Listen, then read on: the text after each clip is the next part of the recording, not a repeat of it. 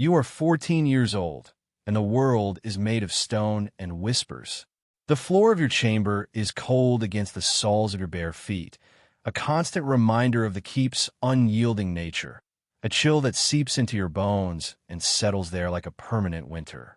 Outside, the wind howls across the Wallachian plains, a lonely, predatory sound that seems to speak your name. Tonight is not the wind you fear. It is the silence inside these walls, a silence thick with meaning, heavy with the weight of a decision that was never yours to make. Your brother, 5 years your senior, and already the master of this domain since your father's death in a skirmish on the Danube, is a man forged from the same stone as this fortress. His eyes, when they rest on you, are not those of a sibling. They're the eyes of an appraiser, a strategist, a man weighing the value of a prize mare before a sale. You're that prize. Tomorrow, you're to be married. The man is a stranger, a boyar from the mountains whose lands border those of your family's rivals. The union, your brother explained in clipped, precise tones, is not a matter of affection, but of security. It is a wall of flesh and blood to be built against your enemies. Your body is the mortar. You sit before the silvered mirror, a luxury your mother brought from Constantinople, and you see not a bride, but a ghost. Your reflection is pale, your eyes wide with a terror you cannot voice. To voice it would be defiance. To defy is to dishonor. And dishonor, in this land of mud and blood, is a stain that can only be cleansed by erasure. The wedding gown lies across your bed, a river of white silk and gold thread that feels less like a garment and more like a shroud. Its weight is suffocating. It is the physical manifestation of your duty, of the purity you are expected to carry, intact and unblemished, into another man's bed. This purity is not yours. It never was. It is a family asset, a piece of political capital as tangible as a deed to a salt mine or a decree from the voivode. You are its vessel, its temporary keeper. Your brother's obsession with it has grown more intense in recent weeks, a pathological fervor that glints in his gaze. He speaks of lineage, of the sacredness of your blood, his blood. He inspects your interactions, monitors your words, his presence a constant, suffocating shadow. He is not protecting you. He is guarding an investment. Tonight, a small, desperate rebellion flickers within you. It is not a grand plan of escape. For where would you go? The wilderness is full of wolves, both four-legged and two. No, it is something smaller, something you believe you can control. A simple refusal. A whispered, no. You imagine the moment, the shock on the strange man's face, the fury on your brother's. The thought sends a thrill of both terror and power through you. It is the only power you have ever known. Later, when your brother enters your chamber without knocking, his face is a mask of cold fury. He found you speaking to a stable hand, a young boy you have known since childhood, sharing a moment of quiet sympathy. In his eyes, this is not an innocent conversation. It is a crack in the pristine facade of your honor. It is a betrayal. You would shame us? He hisses, his voice a low, dangerous thing. You would bring filth into this house on the eve of your duty. You try to explain, but your words are meaningless. He sees only what his paranoia has conditioned him to see, a flaw in his design, a stain upon his name. He grabs your arm, his fingers digging into your flesh like talons. He does not see his sister. He sees a tainted object, and in the cold, hard calculus of his world, a tainted object must be made an example of. The world of whispers and stone is about to become a world of screams and skin, and you are its epicenter. This story, whether it is literal history or the darkest sort of folklore born from the brutal realities of its time, is more than a simple tale of familial cruelty. It is a key, a blood-rusted key that unlocks a hidden chamber in the architecture of the past. Within that chamber, we find not just the monsters of legend, but the systems that create them. The story of the boyar and his sister is a window into the pathological heart of 15th century Wallachia, a society where a woman's body was a political commodity, where honor was a currency paid for in blood, and where public, theatrical violence was the ultimate tool of patriarchal control. The act of flaying grotesque, and horrifying, was not simply murder. It was a ritualistic cleansing, an attempt to literally peel away the perceived stain of dishonor from the family name. It was a message, written in flesh and agony, intended for every other woman who might dare to imagine she had a will of her own. These are the forgotten stories, the histories buried beneath the grand narratives of kings and battles. They are uncomfortable, and they are grim, but they hold a profound truth about the human cost of power and the deep, tangled roots of systemic exploitation. If you appreciate the effort to unearth these hidden truths and explore the darker corners of our shared past, I would be grateful if you considered hitting that like button and subscribing for more journeys into forgotten history. It helps this channel continue to bring these important, often overlooked stories to light. And as we begin this exploration together, please take a moment to comment below and let me know where you are listening from. It is a modern marvel that technology allows us to form a global community, gathered from every corner of the world, to bear witness to tales that were once confined to the whispers of a single, remote valley. To comprehend the grotesque logic that could lead a brother to flay his own sister, we must first immerse ourselves in the brutal, precarious world of the 15th century Wallachian boyars. This was not a world of stable institutions or universally applied laws. It was a fractured landscape of shifting allegiances, constant warfare, and deeply entrenched feudal power. Wallachia itself was a geopolitical battleground, a Christian Orthodox principality squeezed between two voracious superpowers, the expanding Ottoman Empire to the south and the powerful Kingdom of Hungary to the north. This perpetual state of conflict bred a specific kind of society, one that was militarized, paranoid, and obsessed with loyalty. Power was not held by a distant, abstract state, but by the voivode, the prince, a figure who was often little more than the most successful and ruthless warlord among the boyar aristocracy. The throne was not strictly hereditary. It was elective, meaning the boyars chose the prince, a system that fostered endless plotting, betrayal, and civil war as different factions vied for control. A prince's reign was often short and violent, and the boyar families who backed the wrong candidate could find themselves stripped of their lands, their titles, and their lives overnight. Within this crucible of instability, a boyar's family was not a private sanctuary of affection. It was a fortress, a political entity, and a corporation. The primary objective was survival and the expansion of power, and every member of the family was an asset to be deployed in this struggle.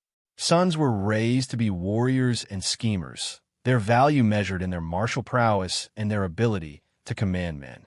Daughters, however, possessed a different kind of value, one that was both immensely powerful and terrifyingly fragile. They were the currency of alliance.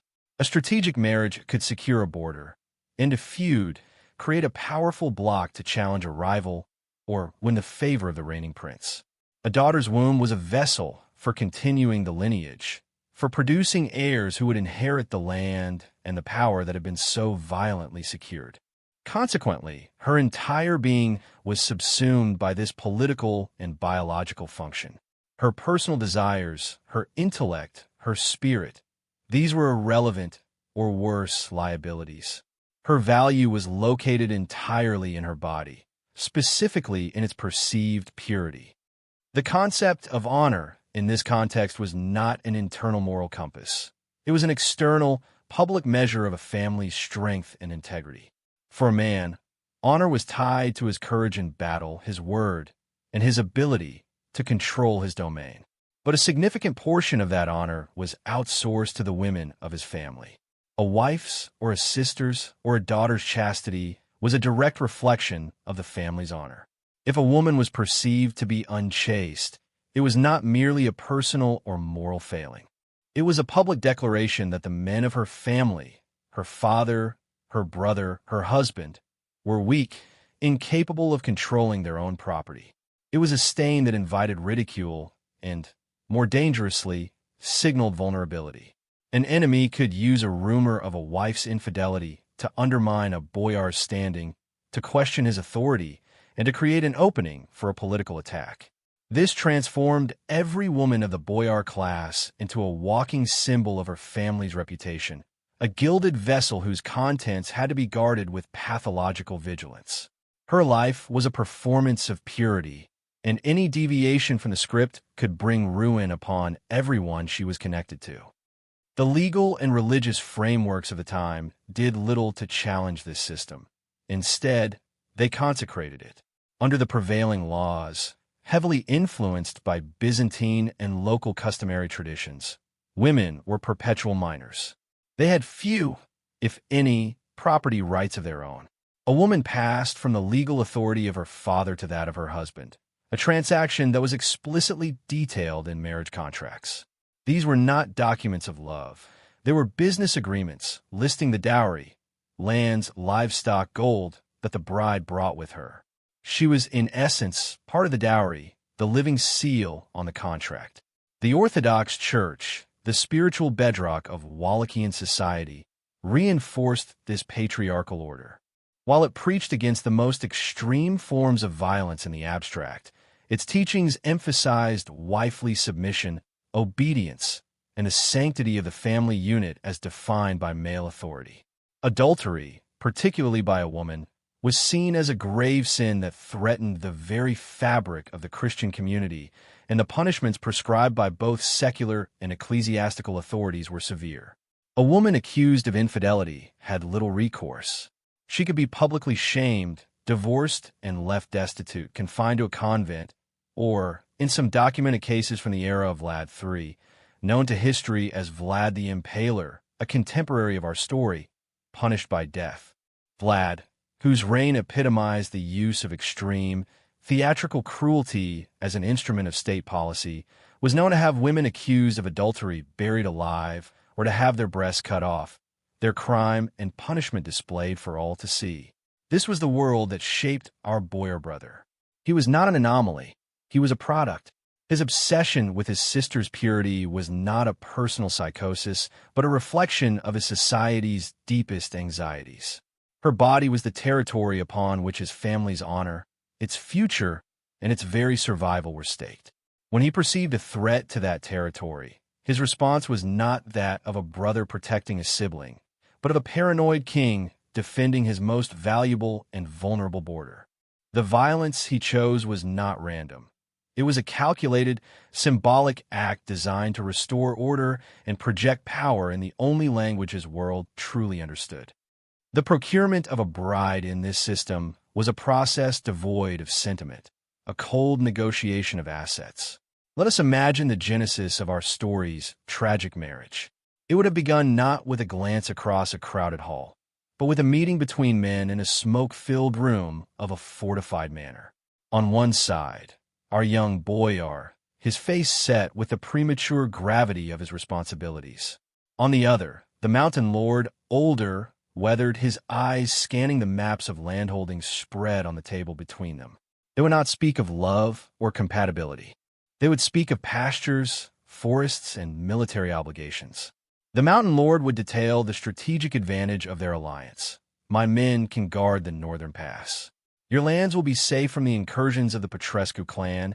Our boyar would counter with his own offerings, access to trade routes along the river, a percentage of the toll fees. The central piece of this transaction, would be mentioned last, the final binding clause of the agreement. And your sister, the mountain lord would say, his tone that of a man confirming the final detail of a livestock purchase. She is of good health. She has been raised in piety and obedience. Our boyar would assure him, his voice firm, that her virtue was flawless, her upbringing impeccable. He would be, in that moment, both a salesman and a guarantor, staking his own honor on the quality of the product he was offering. The girl herself would be absent from these talks, her fate decided miles away by men she had never met. She would learn of her betrothal as one learns of a coming storm, as an inescapable fact of nature, announced by the grim faces of her elders. Her entire life would have been a long, meticulous indoctrination into this sacrificial role. From her earliest years, the lessons would have been relentless, delivered by her mother, her nursemaids, and the priests who visited the keep. These lessons would not have been presented as oppression, but as sacred duty. She would have been taught that her body was not her own, but a vessel belonging first to God and then to her family, to be kept pure for the husband who would one day be chosen for her. Her education would have focused on the domestic arts, running a household, managing servants, weaving, skills necessary for a boyar's wife. But the core curriculum was psychological. It was about the cultivation of modesty, silence, and above all, obedience. Folktales would have been carefully selected to reinforce these virtues. Stories of pious princesses who were rewarded for their submission, and horrifying tales of willful girls who brought ruin upon their families through their defiance. Every glance from a man was to be deflected, every unchaperoned moment a potential sin. She would have been taught to fear her own nature, to see any stirrings of desire or independent thought as a demonic temptation. The world outside the keep's walls was painted as a place of profound moral danger, filled with temptations that could lead to a fate worse than death, dishonor. The psychological pressure would have been immense, creating a state of constant, low-level anxiety. She was living with a priceless, fragile object inside her, an object she was tasked with protecting at all costs, yet one she could never truly own. This process was designed to break down her individual identity and remold her into an archetype, the pure daughter, the obedient wife. The days leading up to the wedding would have been a whirlwind of ritual and preparation, each step reinforcing her status as a decorated commodity.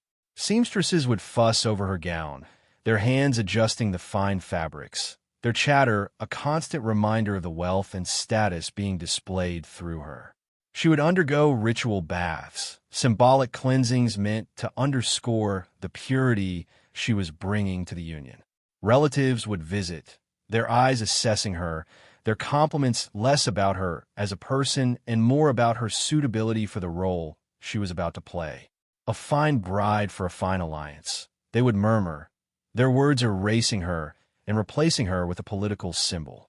Amidst this flurry of activity, her brother's presence would be a constant, unnerving weight.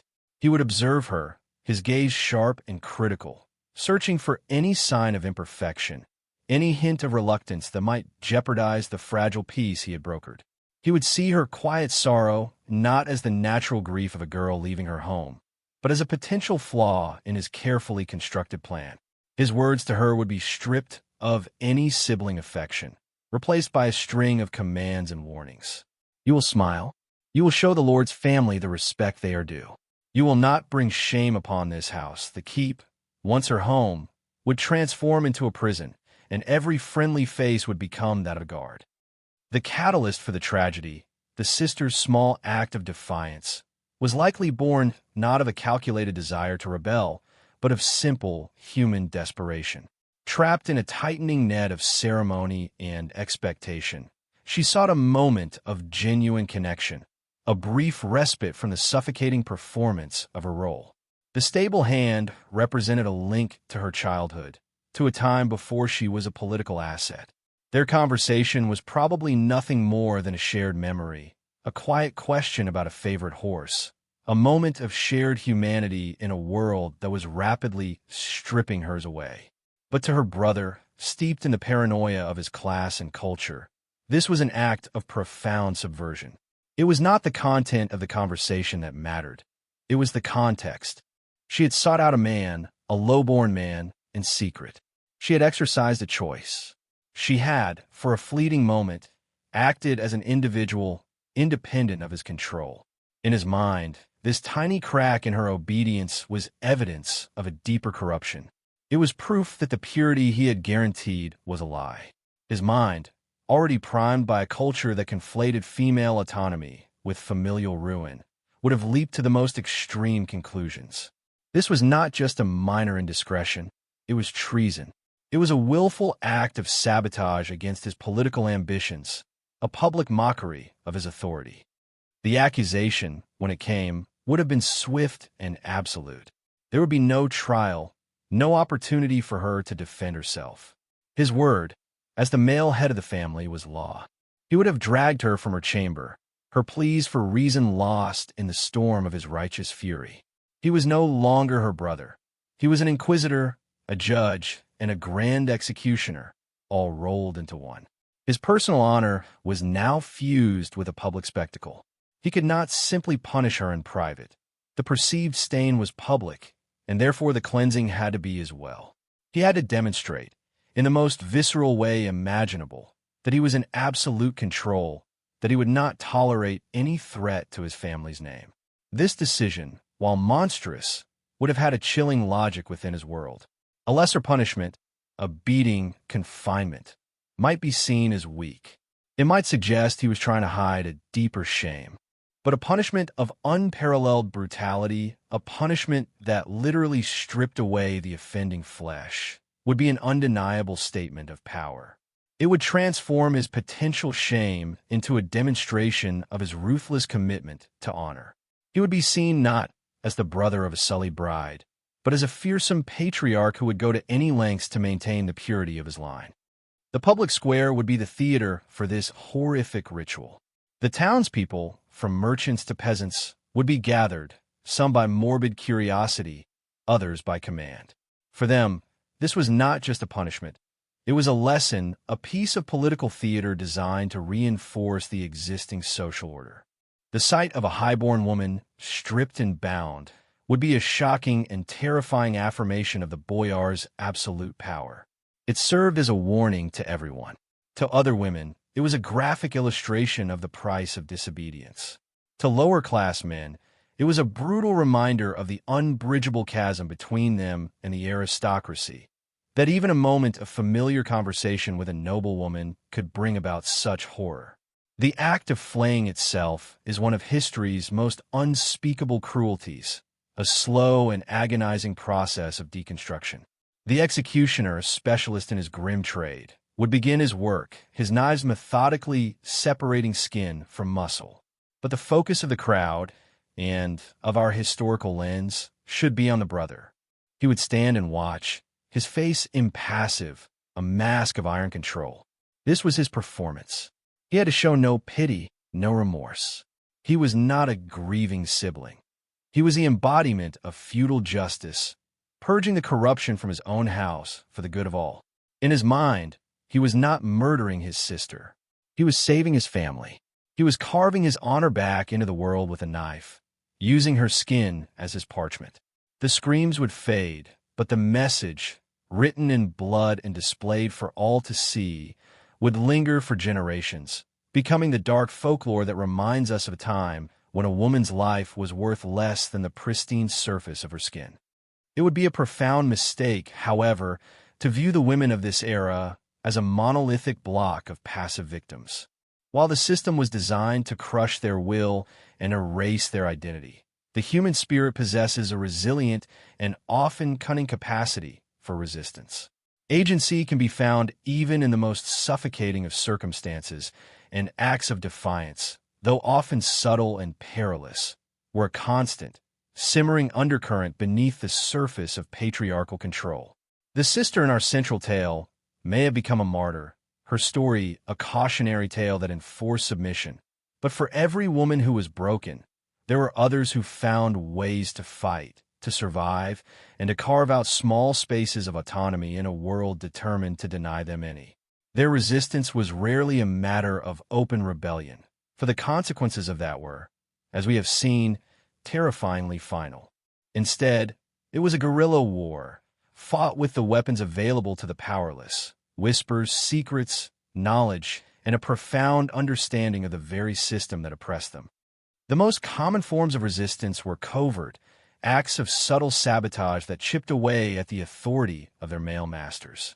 A wife trapped in a hateful, politically motivated marriage had ways of undermining her husband. She was the mistress of the domestic sphere, a position that gave her unique access and knowledge. She could accidentally mismanage household funds, creating financial strain that would weaken her husband's position. She could use her network of servants to spread carefully crafted rumors about his cowardice, his impotence, or his secret dealings, tarnishing the very honor he prized so highly. Food and drink, the sustenance of the household, became potential weapons. A woman with knowledge of herbs, often passed down through generations of women by midwives and healers, could introduce substances that cause chronic illness, weakness, or mental confusion. This was an almost untraceable form of rebellion.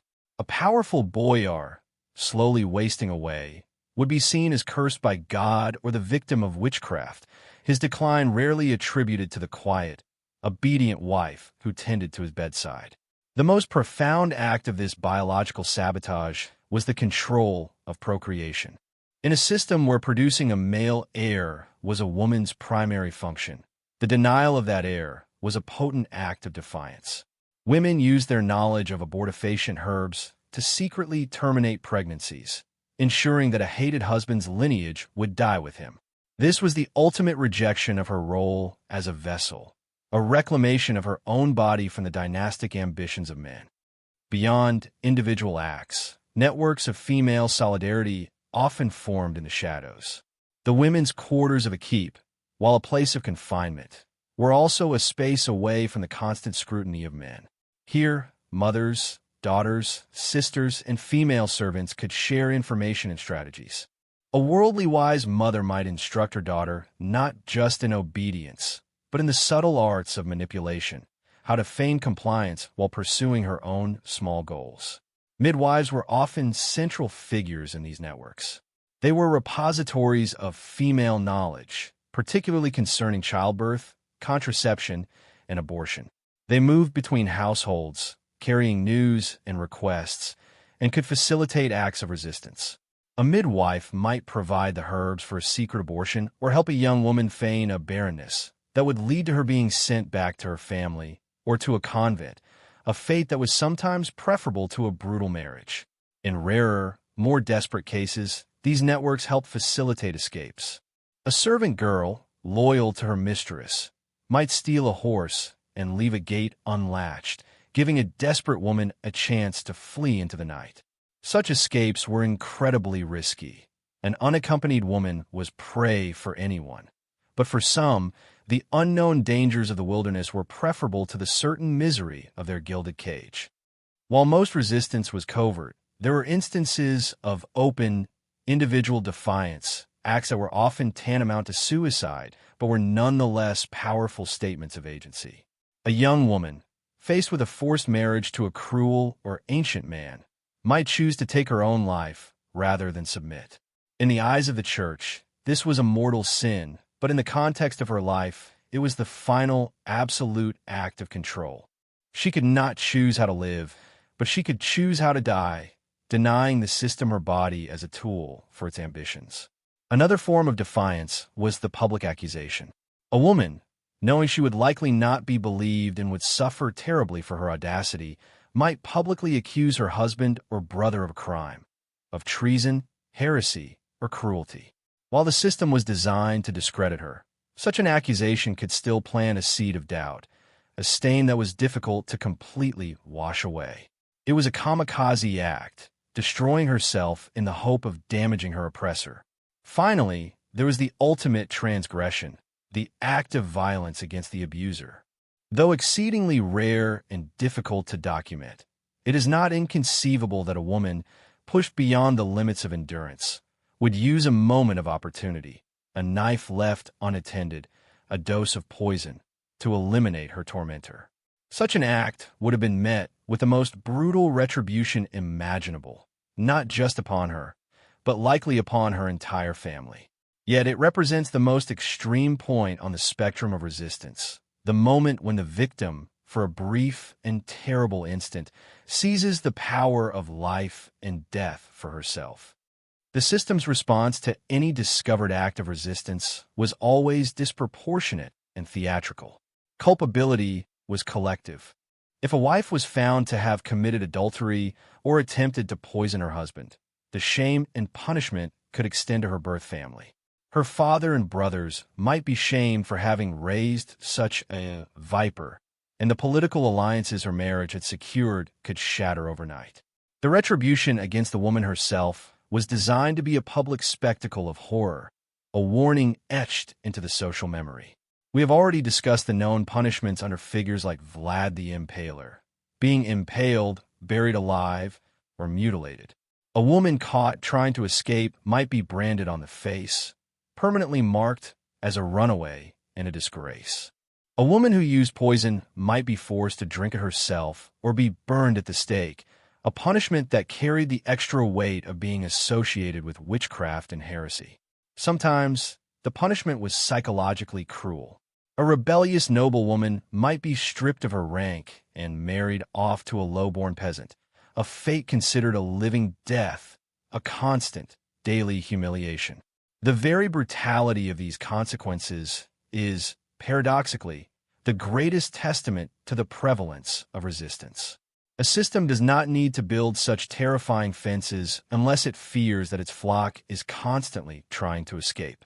The stories of these defiant women, though often lost to history or buried in the footnotes of chronicles written by men, are crucial. They remind us that even in the darkest of times, power is never absolute, and the desire for freedom, for dignity, for the simple right to own one's own body and soul can never be completely extinguished. The decline of this brutal system of feudal honor and patriarchal absolutism was not a sudden event sparked by a moral awakening. It was a slow, grinding process of erosion, driven by larger historical forces that gradually reshaped the political and social landscape of Wallachia and the surrounding regions over centuries. The old boyar power, with its personalized justice and private armies, was slowly but inexorably supplanted by more centralized forms of authority. The very forces that had created the boyar's paranoid, fortified world, the Ottomans and the growing power of neighboring European kingdoms, ultimately contributed to their decline. As the Ottoman Empire consolidated its control over the Balkans, it imposed its own legal and administrative systems. While the Ottomans were hardly champions of women's liberation, their system of governance was different. Power emanated from the Sultan in Constantinople, and local justice was administered through a more regularized, albeit still harsh, legal code. A boyar could no longer simply decide to publicly flay a relative on a whim without risking the intervention of a local Ottoman governor, or pasha, who would view such an act as an unauthorized challenge to the Sultan's sole authority to dispense high justice. This imposition of an external, imperial legal framework began to chip away at the absolute, arbitrary power of the local lords. Simultaneously, the nature of power itself was changing. The rise of more modern, centralized monarchies in Europe, like the Habsburg Empire, which vied with the Ottomans for influence in the region, brought with it new ideas about statehood and law. As Wallachia was drawn more into the orbit of these larger European powers, particularly in the 17th and 18th centuries under the Phanariot rulers, Greek administrators appointed by the Ottomans, the legal codes began to be reformed and standardized. While these reforms were often intended to make tax collection more efficient or to align the principality with European norms for pragmatic reasons, they had the side effect of curtailing the private wars and blood feuds of the boyar class. A dispute that might have been settled by a strategic marriage or a vengeful murder in the 15th century was now more likely to be adjudicated in a courtroom, however corrupt. The state began to claim a monopoly on violence, and the theatrical, public punishments once meted out by feudal lords were gradually replaced by the more impersonal, though still brutal, justice of the state. Economic shifts also played a crucial role. The old feudal economy, based on land and subsistence agriculture, slowly gave way to a more commercialized system. The wealth of the boyar class became less dependent on vast, isolated agricultural estates, and more tied to trade, taxation, and government offices. As their economic base shifted, so too did the logic of their alliances. While strategic marriages remained important, they were increasingly about consolidating financial assets rather than military power. This subtle shift, from a martial to a more mercantile basis for power, began to temper the extreme, life-or-death calculus that had governed 15th century honor. A daughter's dishonor was still a serious social and financial blow, but it was perhaps less likely to be perceived as an existential threat requiring a grotesque public execution. Public perception, influenced by increasing contact with Western Europe, also began to change, albeit glacially. The brutal public spectacles of the medieval period began to be seen as barbaric and uncivilized by the emerging, educated elites of the 18th and 19th centuries. National image became a concern. As nascent Romanian nationalism began to stir, thinkers and political leaders looked to the West for models of a modern state, and the old customs of feudal justice were increasingly viewed as a source of shame, a relic of a dark past that needed to be overcome. The legacy of resistance also contributed to this evolution. The secret networks of women, the traditions of herbal knowledge, and the quiet acts of defiance did not vanish. They evolved. As societies became more stable and urbanized, these informal support systems could sometimes transform into more formal institutions. Charitable organizations, often founded by wealthy women and supported by the church, began to provide refuge for destitute women and orphans. While these institutions were still deeply paternalistic and focused on enforcing moral purity, they represented a crucial shift: the creation of a space outside the absolute control of a father or husband, where a woman might find some measure of protection. The fight for legal rights was still centuries away, but these early, often religiously motivated acts of social welfare laid the groundwork for a future in which a woman was not seen solely as a piece of family property. The fall of the old system was not a victory for feminism. It was the replacement of one form of patriarchal control with another, more bureaucratic and less arbitrarily violent. The brother who flayed his sister was a product of a world of decentralized, personal power. His successor in the 18th century might have simply had his sister confined to a convent for life, or used a corrupted legal system to have her declared mentally incompetent and stripped of her inheritance. The methods changed, becoming less physically spectacular, but no less effective in their goal of controlling female autonomy. The shift was from the hot, visceral violence of the feudal lord to the cold, impersonal violence of the state and the institution. Yet, this evolution, however imperfect, marked a crucial step away from the absolute horror of a system where honor was a phantom that demanded to be fed with living flesh. We stand now at the end of this dark passage, looking back into the abyss of history at the spectral figures of the boyar and his sister. We have witnessed the unspeakable torment inflicted upon her, a torment born not of random madness, but a meticulously constructed system of power, honor, and control. Her body was made into a battlefield, a parchment on which her brother, a prisoner of the same toxic code that he enforced, inscribed a terrifying message of patriarchal authority. He sought to cleanse a perceived stain with a knife, believing that by stripping away her skin, he could restore the pristine surface of his family's honor. It was a grotesque and pathological act, yet one that possessed a chilling internal logic within the confines of his brutal world. We have seen how her story, and the countless unrecorded stories like it, were the bitter fruit of a society where women were commodified, their humanity secondary to their function as political and biological assets. The central, horrifying theme that echoes through this history is the absolute fusion of a woman's body with the public honor of man. She was not a person, she was a territory. Her chastity was not a personal virtue. It was a strategic asset, a symbol of her family's strength and integrity. Any perceived trespass upon that territory, even one as innocent as a shared word with a childhood friend, was tantamount to an invasion, a declaration of war upon the family itself. The response was therefore not one of correction, but of annihilation.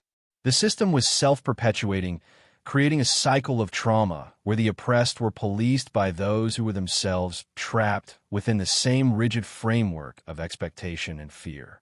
The brother was as much a product of this indoctrination as his sister was its victim. His cruelty was the expression of a profound insecurity, the desperate act of a man terrified of losing face in a world where face was everything. The courage we have witnessed is not just in the sister's tragic final moments, but in the quiet, persistent resistance of those who fought back from the shadows, the women who used their knowledge, their networks, and therewith to subvert a system designed to obliterate them.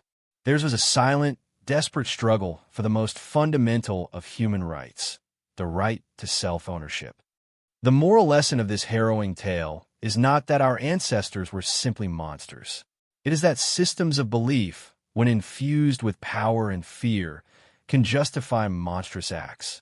The story of the boyar's sister serves as a stark and visceral reminder of what the world looks like when a human being is legally and socially reduced to an object. While the specific horrors of 15th century Wallachia may seem distant, the underlying pathologies are not. The notion that a woman's behavior brings honor or shame upon her family is still a powerful and deadly force in many parts of the world today, fueling so-called honor killings that are the modern descendants of the boyar's brutal ritual. The obsession with female purity, the shaming of victims of sexual assault, and the ongoing political battles over women's bodily autonomy are all echoes of this same dark history. They are all rooted in the ancient, deeply ingrained idea that a woman's body is not her own, but is instead a public space to be regulated, controlled, and, if necessary, punished. We are called, then, not merely to be shocked by this story, but to remember it. We must remember it as a testament to the suffering endured by countless women whose names have been lost to time. We must remember it as a cautionary tale about the dangers of absolutism, whether it is wielded by a feudal lord, a state, or a rigid ideology. And we must remember it as a measure of how far we have come and how far we still have to go. The rights many of us now take for granted, the right to choose whom we love, the right to control our own bodies, the right to exist as individuals rather than as extensions of a family's honor, were not given. They were won. They were paid for, over centuries, by the blood, the tears, and the quiet, defiant courage of women like the boyar's sister. To forget their stories is to devalue the price they paid. In the end, the most profound question this history leaves us with is not about the past, but about the present. By what invisible codes are we still bound? What unquestioned beliefs do we hold that might one day seem as barbaric to our descendants as the tale of the flayed sister seems to us now? History's greatest value lies not in judging the dead, but in challenging the living.